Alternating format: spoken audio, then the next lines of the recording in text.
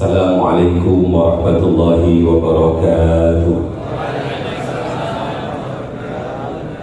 Mari bersama-sama. Bismillahirrahmanirrahim. Subhanakallahumma Rabbana la ilma lana illa ma 'allamtana innaka antal alimul hakim wa tub 'alaina innaka antat tawwabur rahim wa taqabbal minna innaka antas sami'ul 'alim wa 'allimna min ladunka ilman nafi'an ya dzal jalali wal ikram. Allahumma iftah lana hikmataka wanshur 'alaina rahmataka ya dzal jalali wal ikram. Rabbi shrah li sadri wa yassir li amri wahlul 'uqdatam min lisani yafqahu qawli bi rahmatika ya arhamar rahimin.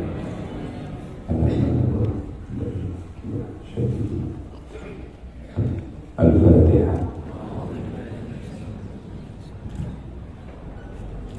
Iyyaka na'budu wa iyyaka nasta'in ihdinas siratal mustaqim siratal ladzina an'amta 'alaihim ghairil maghdubi 'alaihim waladdallin. Amin. Kami awali dengan kebiasaan kaum thariqah karena kami mendengarkan dalam perjalanan sambutan daud-daud dari khadimul majlis, ternyata ada kesamaan antara abah kami, abah dari istri kami, Romo Jamaluddin Ahmad, dengan Mbah Yai Abdul Rahim Syadili. Beliau sama-sama pengamal thariqah yang sangat setia kepada mursyidnya. Bersama-sama mari kita membaca yang biasa beliau baca dengan hati yang bersih, dengan hati yang bening. Asyhadu an la ilaha illallah wa asyhadu anna Muhammadar Rasulullah. Asyhadu an la ilaha illallah wa asyhadu anna Muhammadar Rasulullah. Asyhadu an la ilaha illallah wa asyhadu anna Muhammadar Rasulullah. Allahu akbar, Allahu akbar, Allahu akbar. Astaghfirullahal azim, astaghfirullahal azim, astaghfirullahal azim. Allahumma salli ala sayyidina Muhammadin abdika wa nabiyyika wa rasulika nabiyil ummi wa ala alihi wa sahbihi wa sallim taslima biqadri 'azamati dzatika fi kulli waqtin wa hin. Allahumma salli ala sayyidina Muhammadin abdika wa nabiyyika wa rasulika nabiyil ummi wa ala alihi wa sahbihi wa sallim taslima biqadri 'azamati dzatika fi kulli waqtin wa hin. Allahumma salli ala sayyidina Muhammadin abdika wa nabiyyika wa rasulika nabiyil ummi wa ala alihi wa sahbihi wa sallim taslima biqadri 'azamati dzatika fi kulli waqtin wa hin. La ilaha illallah, la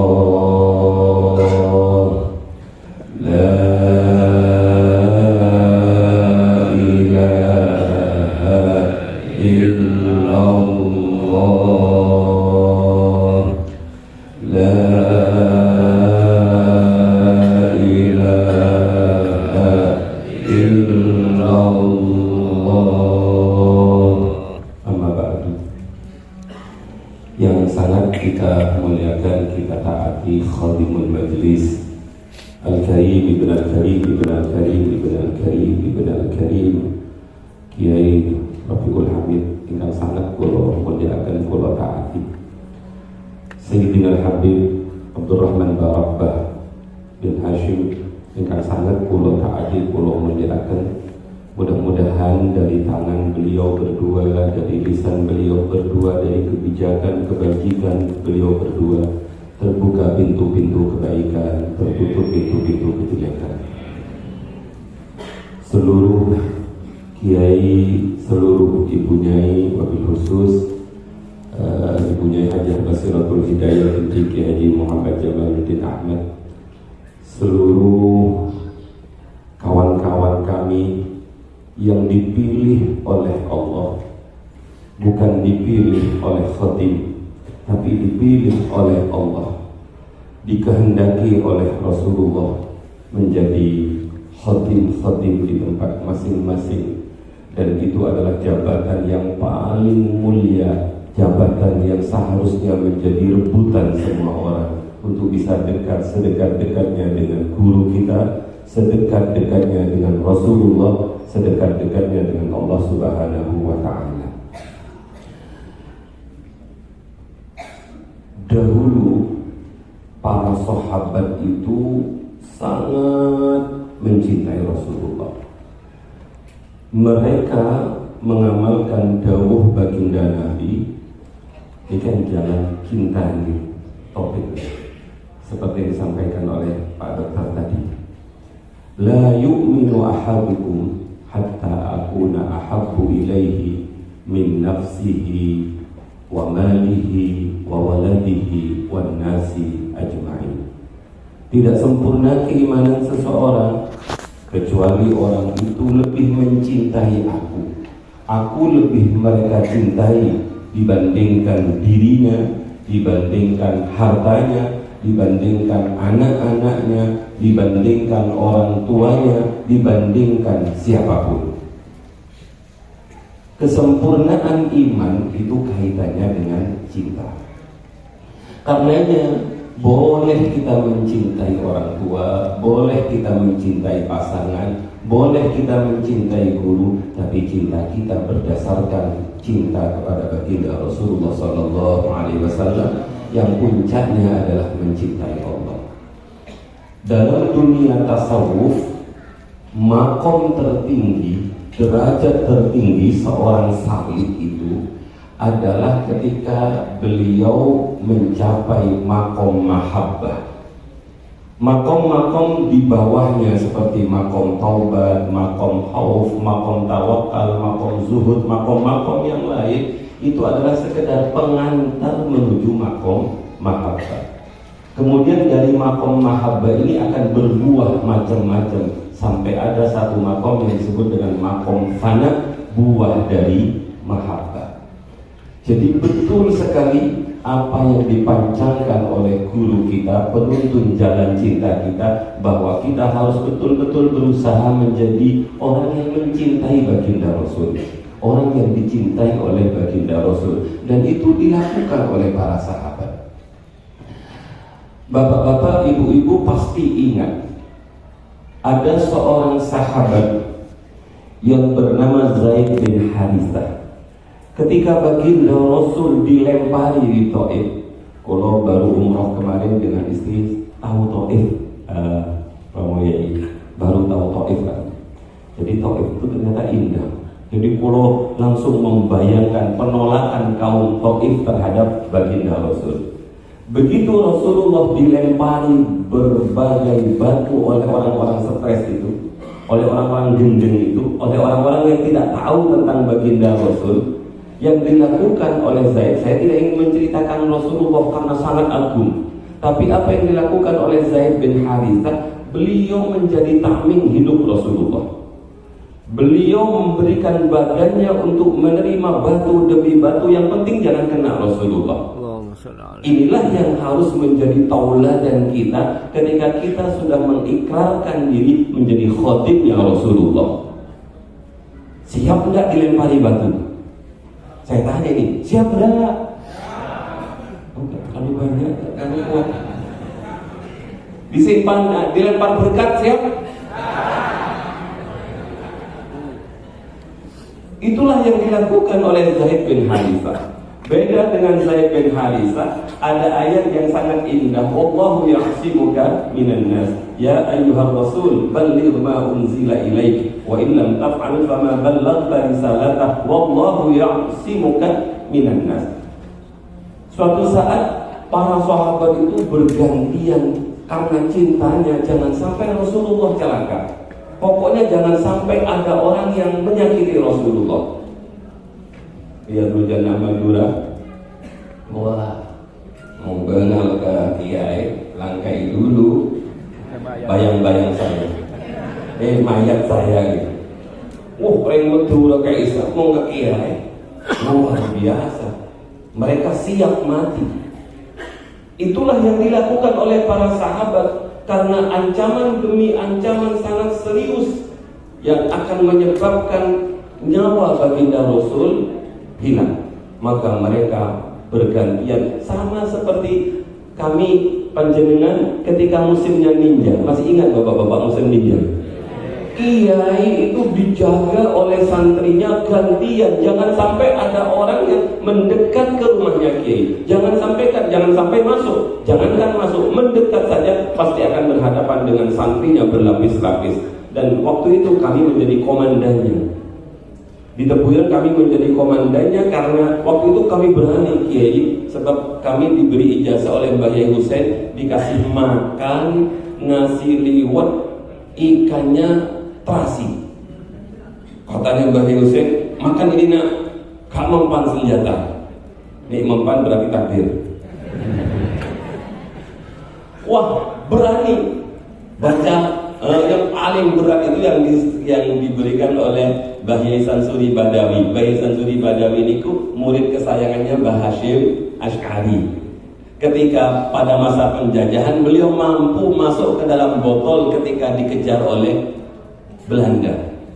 Suatu saat juga beliau mampu berlindung di balik jari sapu itu.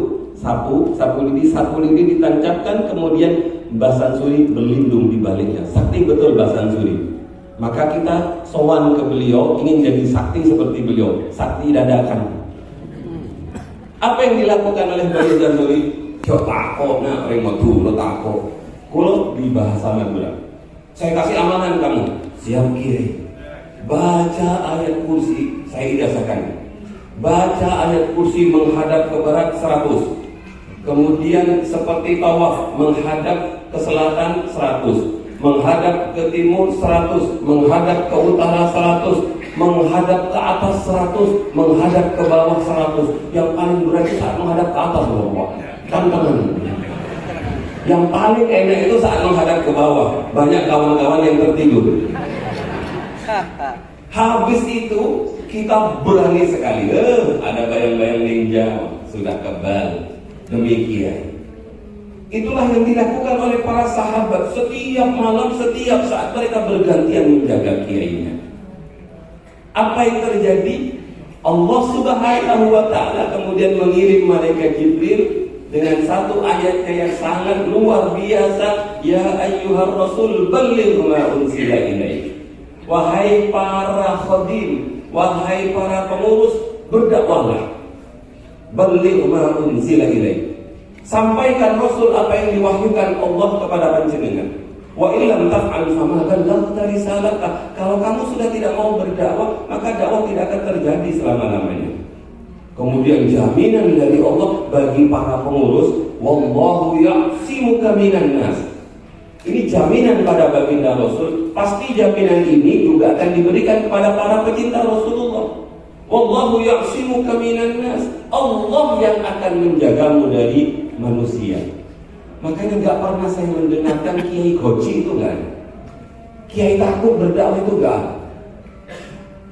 Kalau pernah dibisiki kali seorang kawan RJ ketika panjenengan ngundang pulau teng Bantul ya. Dibisiki itu, Gus, pengen ke Bantul. Kenapa? Bantul itu banyak kiriman-kirimannya. Ya baguslah kalau banyak kirimannya. Saya bawa pulang kan enak. Gak rasakan bagasi mobil masih luas. Lo bukan itu. Yai itu kenanya di Bantul. Gak ada kiai takut. Wallahu yaqsimuka minan nas. Jadi pengurus jangan ada perasaan takut sedikit pun. Karena yang menjaga kita adalah Allah Subhanahu wa ta'ala. Yang penting kita adalah baligh ma unzila ilaik. Itu sekedar pengantar. Ini belum masuk materi pengantar. Siap ya? Siap.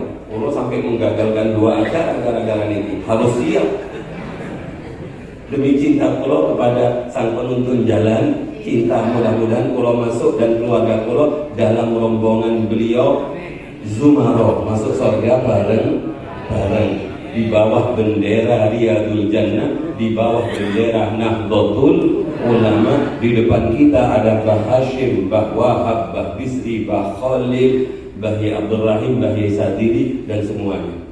Tapi Khadim tolong dicari nih, kalau dalam rombongan itu sudah mau masuk surga, sedangkan berdua kita nyari ini Kusore mana ini? Bunyai Farid sudah datang? Kalau belum datang, kalau Kiai jangan masuk dulu, jangan berangkat dulu. Harus lengkap. Kalau yang lain nggak apa-apa, nggak usah diabsen. Lengkap semua, lengkap. Terus ditanya, mana tuh Saleh?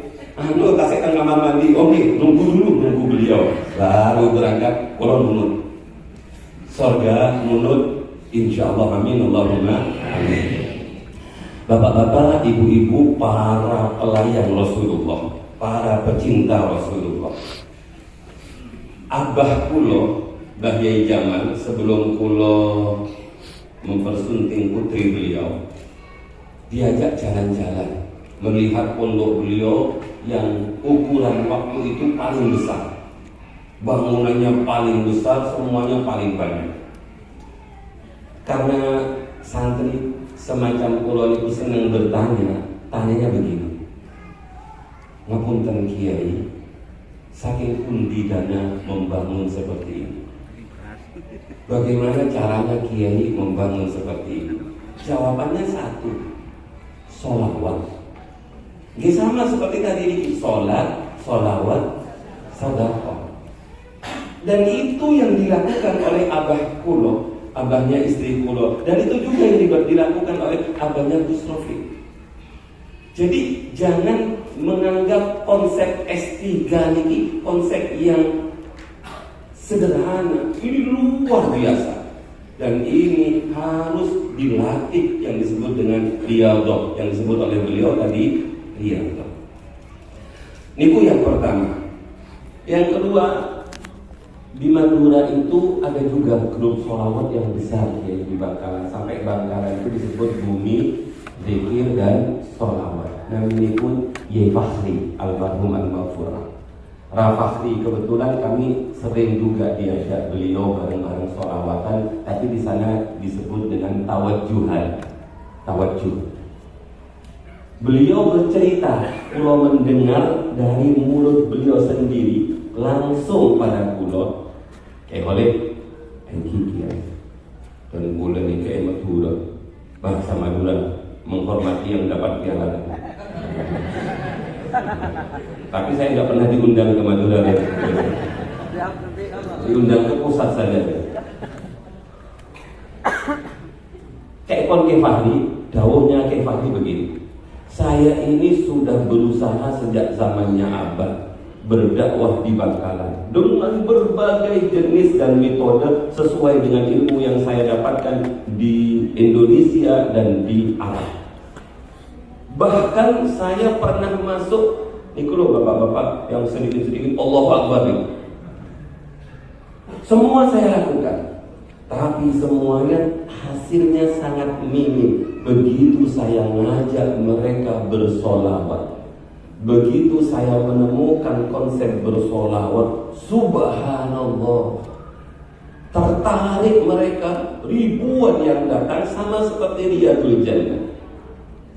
Jadi keyakinan kita, apapun yang menggandeng dengan baginda Rasul dan digandengkan dengan Rasulullah pasti besar, pasti mulia, pasti hebat. Semua yang bergandeng dengan Rasulullah pasti mulia, pasti hebat. Ada seorang penyair mengatakan syairnya indah. Kemudian dia mengatakan, bukan karena syair ini menjadi indah, bukan karena rangkaian kata-kata ini kemudian syair ini menjadi indah, tapi karena syair ini di dalamnya menyebut pribadi yang sangat indah, maka katutlah keindahan ini. Yakin, hakul yakin, bahasa sederhananya, kita semuanya akan indah. Hati kita akan indah, keluarga kita akan indah, semua kehidupan kita akan indah, karena kita ditakdir bersama dengan pribadi yang sangat indah. Makanya bapak-bapak jangan pernah mundur dari kepengurusan Riyadul Jannah, karena itu yang milik adalah Rasulullah. Pengajuan dari Khadim disetujui oleh sang penuntut, kemudian Rasulullah memiliki lisensi untuk mengangkat panjenengan. Apa yang kita dapat dari Riyadul Jannah? Jangan pernah berkata apa yang kita dapat dari Riyadul Jannah. Wah, kalau ingin tahu dapatnya jangan di sini. Dunia ini terlalu sempit. Dunia ini tidak cukup apabila kita ingin mendapatkan balasan dari kita menjadi pengurus Riyadul Jannah. Contoh, salah satunya akan diberi istana sorga seluas bumi dan langit. Mau ditaruh di mana?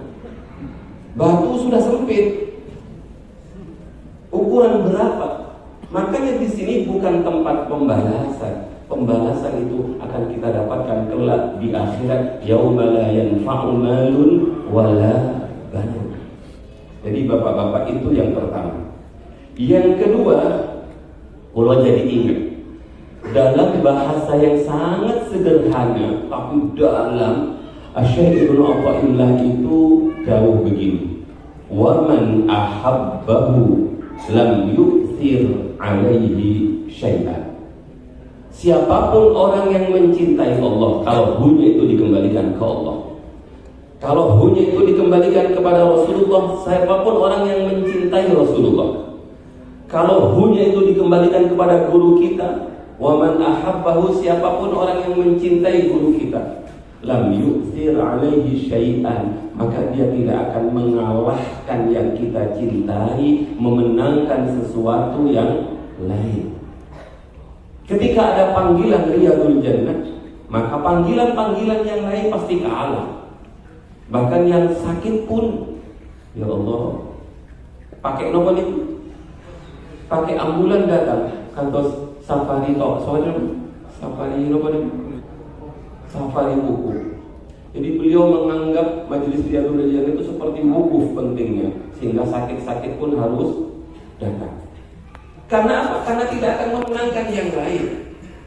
Kalau orang itu mencintai, maka dia akan mengutamakan yang dicintai dan tidak akan mengutamakan selain yang tidak dicintai.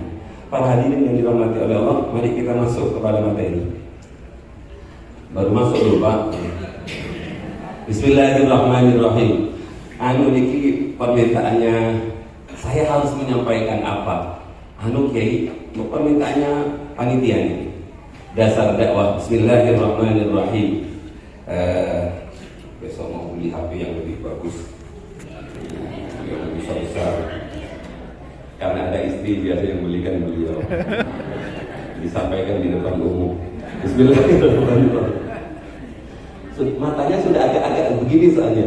Bismillahirrahmanirrahim. Kalau lepas ke kiai. Ya ayyuhan nabiyyu inna arsalnaka syahidan wa mubasysyiran wa nadhira wa da'iyan ila Allah bi'idnihi wa sirajan munira. Niki khitabnya kepada baginda Nabi. Dan khitab ini juga pasti akan diturunkan kepada kita. Kula niku pernah di Mekah sareng putra kula. Kemarin pas umroh itu ada seorang, kula yakin kalau kita umroh itu bapak-bapak banyak sekali wali-walinya Allah yang kumpul di Mekah, di Madinah. Begitu menemukan orang yang mundur hati kula kerentak, wah ini kayaknya wali, sebab la ya'riful wali illal wali. Kula niku sedikit-sedikit nggih wali. Anak kula 5 berarti kan walinya sudah bintang 5. Kayaknya ini orang wali. Bercahaya lagi. Langsung kula parani, kula cium tangannya, kula berikan anak kula yang masih kecil niki ikut semua nggih. Karena ingin tabarukan pada Riyadul Jannah. Kemudian kula minta doa, ya Syekh, ud'u li abnai hada ibni. Beliau berdoa, kun aliman da'iyan ila Allah. Jadi ada kata-kata da'iyan ila Allah. Biasanya orang kun aliman, kan begitu, kun aliman au muta'alliman au mustami'an au muhibban. Tapi beliau menambah kun aliman wa da'iyan ila Allah. Kalau sudah alim jangan berhenti, da'iyan ilallah. Lah, pengurus-pengurus itu semuanya adalah da'iyan ilallah dengan metode yang sudah dikonsep oleh Riyadul Jannah. Tinggal ngeblat mawon, korwil, korda tinggal nunut mawon pada pusat, pasti berhasil. Contohnya Madura, luar biasa banyaknya. Biasanya Madura itu juga banyak juga infaknya. Banyak, banyak kan? Orang Madura itu luar biasa. Biasa di luar juga. Walakum minkum ummatun yad'una ilal khairi wa ya'muruna bil ma'ruf wa yanhauna 'anil munkar wa ulaika humul muflihun. Maklum, ud'u ila sabili rabbika maklum. Jadi berdakwah itu adalah perintah, sama seperti perintah Allah pada kita untuk sholat, sama perintah Allah pada kita untuk puasa, sama perintah Allah pada kita untuk haji. Jadi karena ini perintah, maka lakukan dengan dasar cinta. Kalau nggak didasari dengan cinta akan berat. Sholat terasa berat kalau tidak cinta. Sholawat terasa berat kalau tidak didasari dengan cinta. Makanya kalau melihat, malu kalau saya diundang ke Riyadul Jannah itu melihat yang di bawah-bawah sampai aduh. Begitu itu kalau nggak karena cinta kepada Rasulullah, nggak bisa bapak-bapak. Semuanya berdasarkan cinta. Terus tolong dilanjutkan. 7 metode dakwah Rasulullah. Kalau ngambil 7, sebenarnya banyak. Karena ini bulan haji, tawaf niku 7, sa'i niku 7. Maka kalau meringkas menjadi 7, menyesuaikan yang didakwahi. Bahasanya niku kalim 'alan nas bi qadri uqulihim. Berdakwah itu harus paham medan, harus paham tempat. Jadi bapak-bapak yang di korwil, yang di korda-korda, yang di luar-luar sana harus melihat apa kebutuhan masyarakat. Apa kebutuhan masyarakat? Kelim, berbicaralah ke masyarakat dengan akal kemampuan mereka. Maka yang diundang pun jangan terlalu yang tinggi-tinggi, Pak Dokter, lepas dengan tadi itu, yang sesuai dengan kebutuhan masyarakat. Dan jangan mengundang, mohon maaf, karena kalau diundang untuk berbicara, maka kalau setuju dengan beliau, jangan mengundang dengan yang tidak disetujui oleh guru kita. Jangan mengundang dengan pada orang yang tidak sama dengan guru kita. Itu nanti akan menjadi masalah. Lebih bagus malam itu diisi oleh panjenengan-panjenengan mawon daripada nanti akan menimbulkan ekses yang berkepanjangan sehingga masyarakat akan menjadi bingung. Ini ikut yang mana? Jadi carilah yang menyejukkan, carilah yang mengajak pada kebaikan, carilah, katanya Kiai tadi, carilah guru yang apa itu bahasanya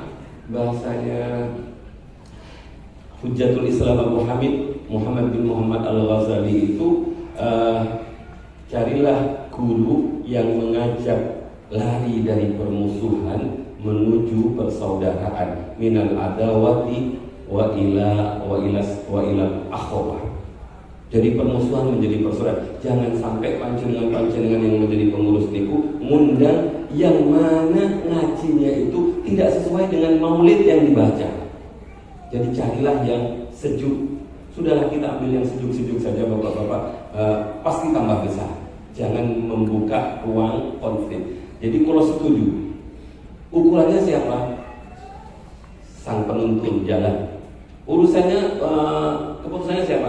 Tanya pada khodib. Ini gimana kalau ini?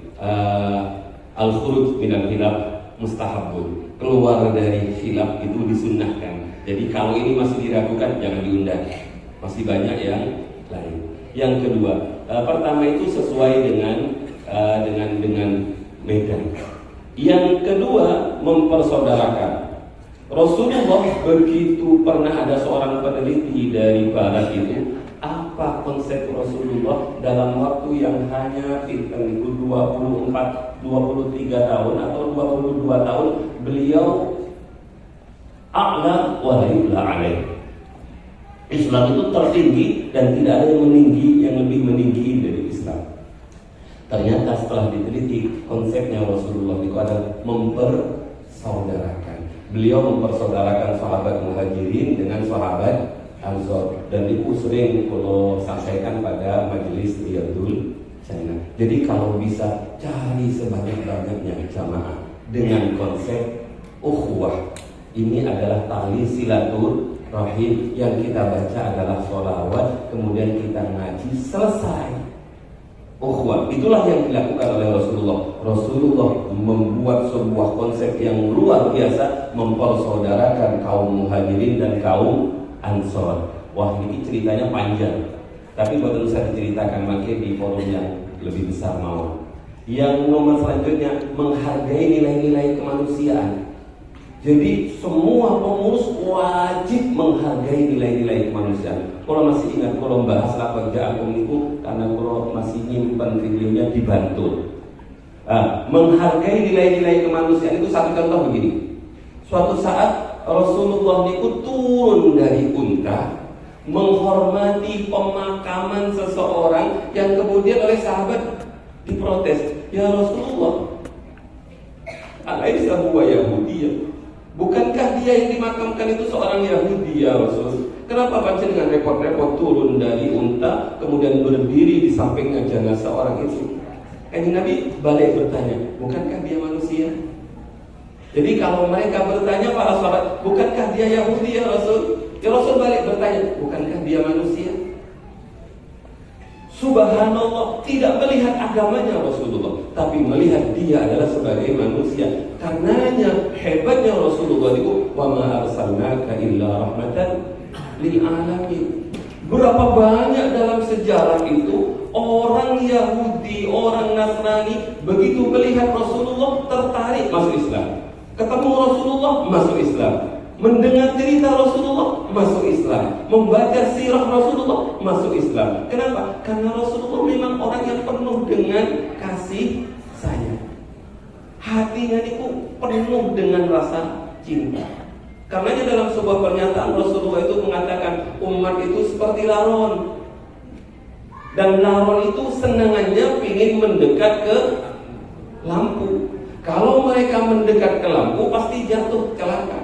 Lah saya ini adalah orang yang diutus untuk menyelamatkan laron-laron itu, jangan sampai mereka kehilangan sayap. Sayang saya tidak terlalu kuat sehingga masih ada saja yang lepas. Beratnya menjadi khotim ini bapak-bapak. Beratnya menjadi Gus Rafiq, beratnya menjadi Habib Abdurrahman itu karena di belakangnya ini ada kita. Yang dipikirkan bukan keselamatan pribadi pastinya. Jenengan yang di Korwil, jenengan yang di Kordes, jenengan yang di Korda harus berpikir bukan hanya keselamatan dirinya, tapi keselamatan jamaah. Itulah yang dilakukan oleh baginda Rasul. Ramah, menghargai nilai-nilai kemanusiaan, ramah dan penuh dengan kasih sayang. Oh, ini kalau dibahas panjang sekali. Rasulullah memberi contoh sehingga muncul istilah lisanul hal afsahu min lisanil maqal. Begitu mereka melihat keseharian Rasulullah, bagaimana Rasulullah menjadi seorang suami, bagaimana Rasulullah menjadi seorang kakek, bagaimana Rasulullah menjadi seorang pemimpin, bagaimana Rasulullah menjadi seorang imam, itu ada semua dan sempurna yang dibaca oleh Habib Dr. Fikri Barokah Syama'il Rasul. Rasulullah memberi contoh. Jadi menurut kula kunci suksesnya Riyadul Jannah, Tadi malam kalau Tuban Habib Pak Huda itu bilang kalau bikinannya di Pak Huda juga Al-Hikam bahas tentang Riyadul Jannah. Sampai sering diundang Riyadul Jannah. Iya. Konten-konten kita masuk rombongan Riyadul Jannah karena fotonya tadi ada di paling pojok, paling muda, ya juga paling ganteng. Menurut ibuku dulu. Jangan berhenti dulu Pak. Menurut siapa? Menurut ibu kulo, menurut istri kulo paling ganteng. Kalau teruskan, kok bisa sebesar itu ya? Kok bisa sebesar itu? Tapi biasanya kalau besar itu nanti akan muncul apa bapak-bapak? Akan muncul riak-riak. Mungkin pasti bapak-bapak jangan berpikir yang itu mawon, berpikir yang enak-enak saja. Kalau ada yang gak enak nanti pulau di belakang pasti ada nanti makalah.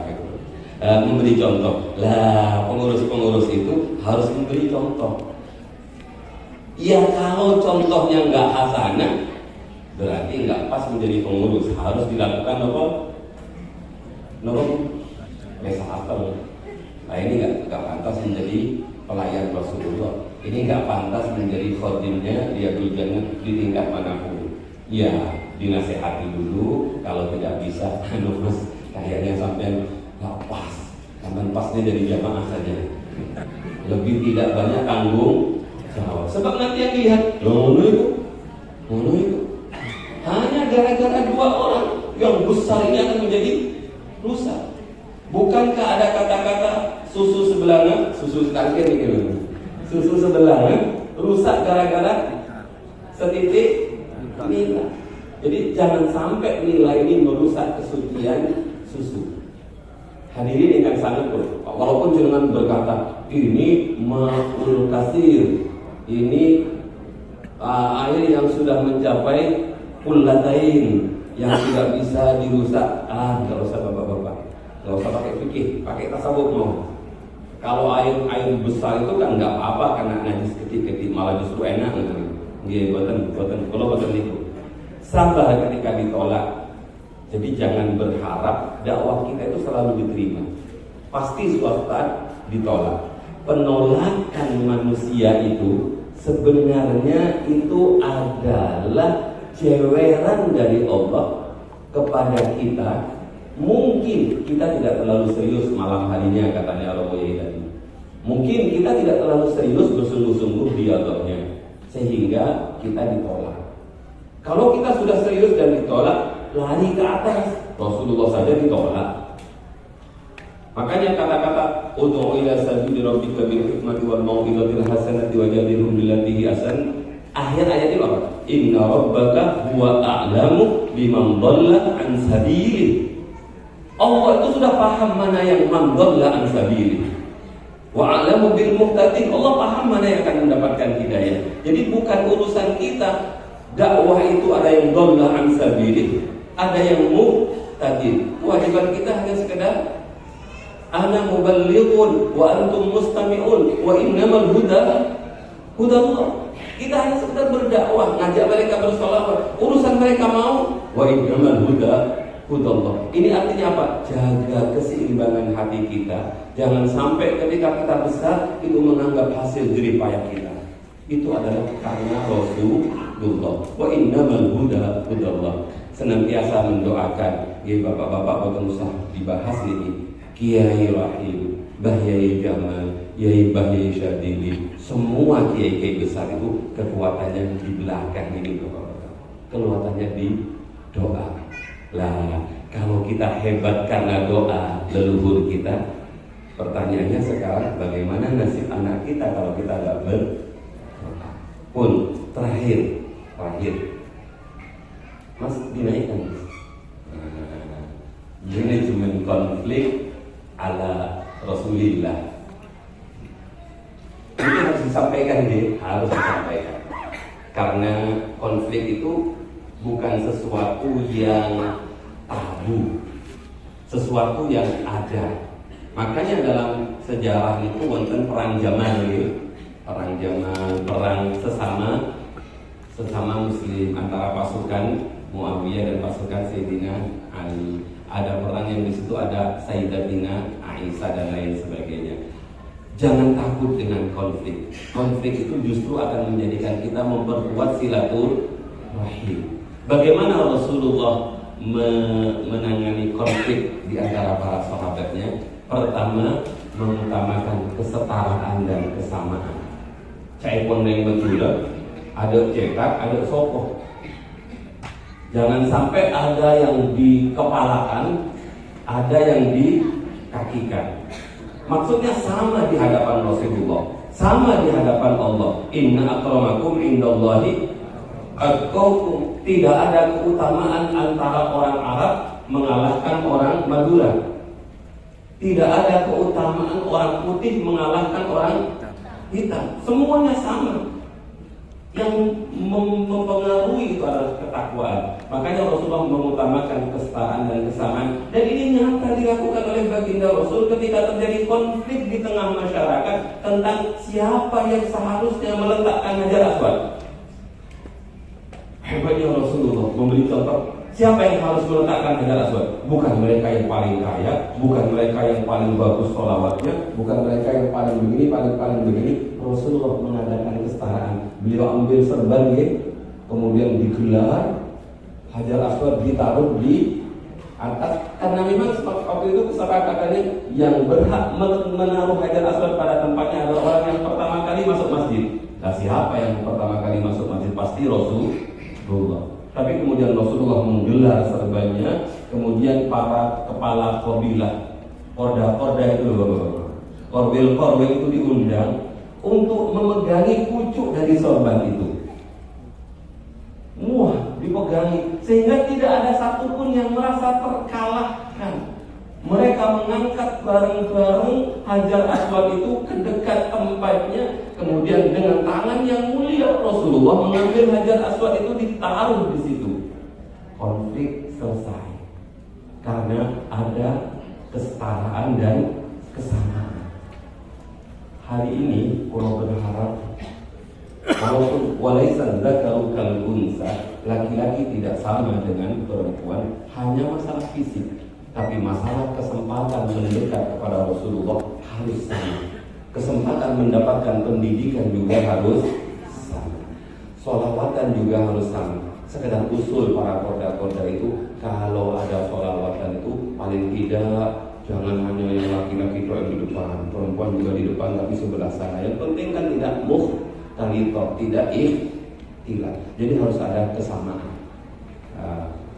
Jangan sampai yang perempuan bagian urusan dapur saja, wayang sholawat mahalul qiyam sik bingung sampai itu. Daripada begitu catering saja, Bu.